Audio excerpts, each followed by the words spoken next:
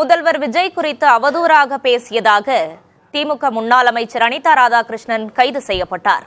இதுகுறித்த மக்கள் கருத்துக்களை என்ன நினைக்கிறது தமிழ்நாடு பகுதியில் பார்க்கலாம்.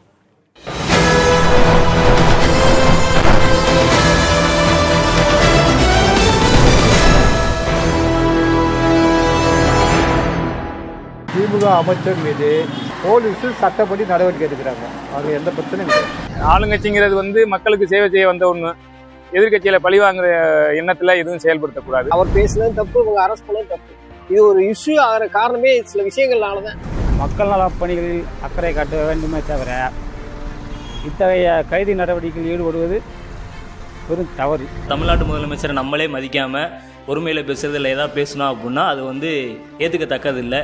அனிதா ராதாகிருஷ்ணனுடைய கைது என்பது சினிமா பாணியில் தமிழக அரசை விஜய் அவர்கள் நடத்தி கொண்டிருக்கிறார்கள் என்றே தோன்றுகிறது. தனி மனிதனுடைய வாழ்க்கையை, சுய வாழ்க்கையை பற்றி ரொம்ப அவதூறாக பொதுவெளியில பேசுறது அனிதா ராதாகிருஷ்ணன் போன்ற முன்னாள் அமைச்சர்கள், மூத்த அரசியல்வாதிகளுக்கு அழகானதல்ல. அது வன்மையாக கண்டிக்கப்பட வேண்டியது. கைது அரசியல் உள்நோக்கம் கொண்ட கைதாக இருக்கிறது. எந்த பாட்டிலே இருக்கட்டும், எந்த யாரான இருக்கட்டும், முதல்வர் நம்மள தேர்ந்தெடுத்து முதல்வர் பண்ணியாச்சு. அந்த அவர் தப்பான மாதிரி பேசுறது தப்பு. கடந்த ஆட்சியாளர்கள் மாதிரி இவங்க பழிவாங்க நோக்கத்தோட இது போன்ற அனிதாராசன் கைது போன்றதெல்லாம் தவறு. இந்த மாதிரி விஷயத்துல நீங்க அவர் அவதூறு பேசுறதுல காவல்துறை முறைப்படியான நடவடிக்கை எடுத்துட்டு இருக்காங்க. இதுல என்ன தவறு இருக்கு? அரசியல் பழிவாங்க நோக்கத்தில் அனிதா ராதாகிருஷ்ணன் முதல்ல தொட்டு பார்க்கறாங்க, அவ்வளவுதான் ஒழிய மற்றபடி வேற ஒரு காரணமும் கிடையாது. தமிழ்நாட்டில் இதுவரை எத்தனையோ அவதூறு வழக்குகள் வந்திருக்கின்றன.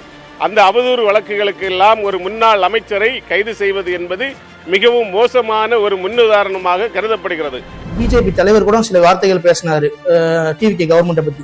அவங்க மேல எடுத்து ஒரு வார்த்தை கூட பேச மாட்டாரு. திமுக மட்டும் தான் எதிர்க்கிறாரு. தமிழக முதல்வர் அவர் எல்லாத்துக்கான முதல்வர்.